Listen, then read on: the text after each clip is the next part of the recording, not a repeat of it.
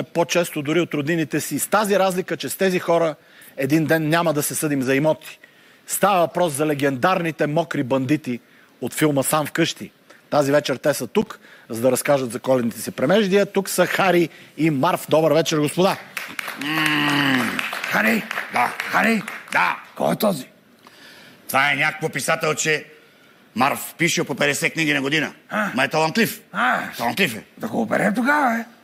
И без това цял ден пише сам вкъщи. Шедап, Марв, шедап, Марв! Шедап! Казал съм ти да не издаваш плановете ни.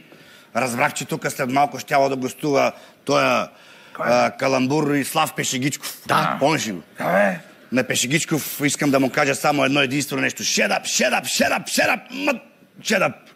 Марв, ние може да сме мокри бандити, но внимавай, защото в бенда виждам сухия бандит. Кой бе? Познай кой е сухия бандит. Защото само той прибира сухото.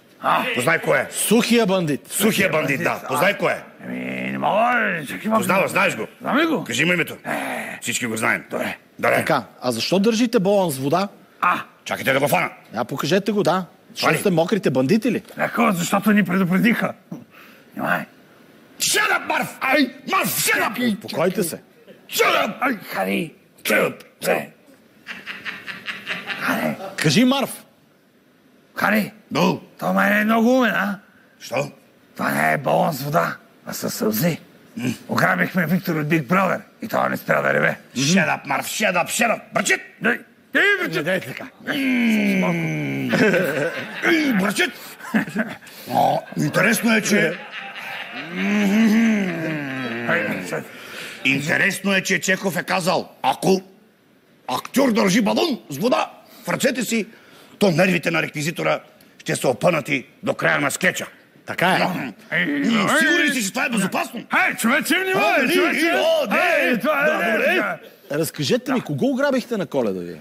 Ай, то път кажи ти. На Коледа направихме два удара. Един успешен и един неуспешен. Първо пробвахме да ограбим Николета Лозанова, после футболен клуб Левски. Тръгнахме си с куп златни накити. От Левски ли? Казах ти златни. Според теб дали са от Левски? Сега. Златни накити. Ние преди това ходихме на турне в Далечния изток. Обирахме домове в Тайланд. Една вечер там се запознах с хубава тайландка.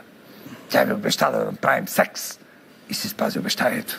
Мъжката дума си е мъжка дума. Така е. Веднъж пък, веднъж проникнаваме в имението на рапъра Пъв Деди. Но той не ни остана длъжен. И той проникна в нас. Шарап, В Хари! него повече проникна. Не, така, шарап, тихо! А някога хващали ли са ви на местопрестъплението? Хари, Кажи ти. той е голям рапан. Ако го доближим, ще чуем морето. Така, като ти гледаш, дали сте ни хващали, Дали сте ни хващали, Наскоро влязахме незабелязано в една къща.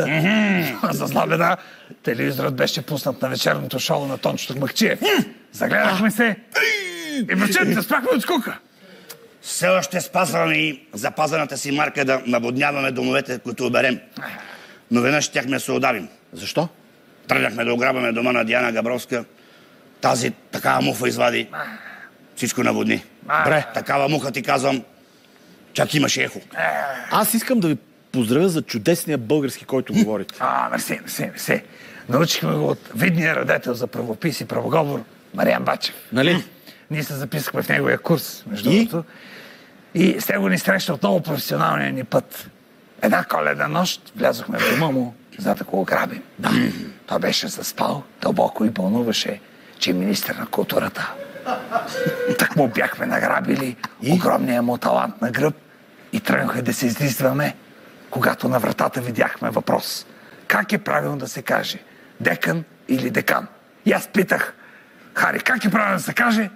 И това моментално събуди гневния Бачев, който взе да ни нарича прости нюйоркски бандюги. Shut up! Моля ти се. Хари, моля ти се. Че ти майката ще ти... Моля ти се, Хари. Сега чуйте. Истината е... Истината е, че нашия български не е перфектен и понякога това ни създава проблеми. Наскоро видях, че във Фейсбук една приятелка бе написала: по празниците много ми липсва уют. И аз веднага нахлух в дома и изух гащите и тя така се разписка ужасена. Тогава разбрах колко важно е да знаеш къде да поставиш ударението на уют. Уют или уют. Накрая искам да ви питам, къде ще бъдете на Нова година? Аз на Пампорово. Стига бе, Хари! Аз на Пампорово. На Нова година ще работим. Тоест ще ограбваме домакинства. Миналата Нова година претърпяхме голямо фиаско. Влязохме в една къща, но като видяхме, че на хладилника на домакина има само едно магнитче и то от Перник, нахранихме котката, измихме съдовете и бързо избягахме.